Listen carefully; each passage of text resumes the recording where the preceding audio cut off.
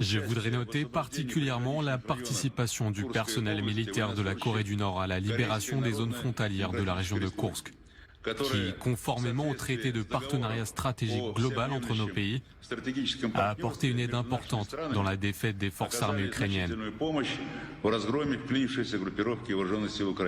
Les soldats et les officiers de l'armée populaire coréenne, qui ont accompli des missions de combat aux côtés des militaires russes, ont fait preuve d'un grand professionnalisme, de force d'âme, de courage et d'héroïsme au combat lors du repoussement de l'incursion ukrainienne. Quel hommage! N'est-ce pas? Quel hommage! Ça fait rêver.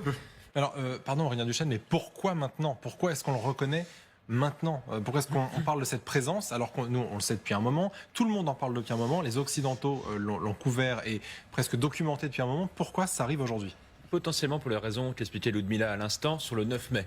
Si on se met dans cette perspective et que le 9 mai, jusqu'ici, avant l'invasion de l'Ukraine, il y avait eu des dirigeants occidentaux parfois qui honoraient la tribune des Russes pour les commémorations de la Seconde Guerre mondiale. Maintenant, évidemment, les seuls qui font le déplacement, ce sont ceux de l'axe autoritaire, entre guillemets. Mais pardon, mais on n'a pas besoin de leur présence sur le sol. On peut imaginer, je suis de la pure expectative, mais qu'on ait par exemple un contingent qui représente cet accord signé de la Corée du Nord l'an dernier, qui est quand même un des accords les plus proches qu'a signé la Russie ces dernières années avec un tel pays.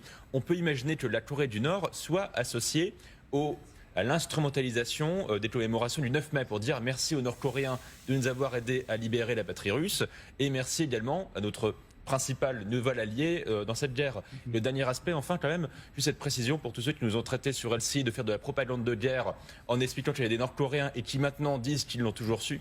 Voilà. Maintenant, il y a des gens pour dire qu'on fait la propagande d'un sens comme dans l'autre. C'est toujours le problème en temps de guerre. Voilà, on fait le travail comme on peut.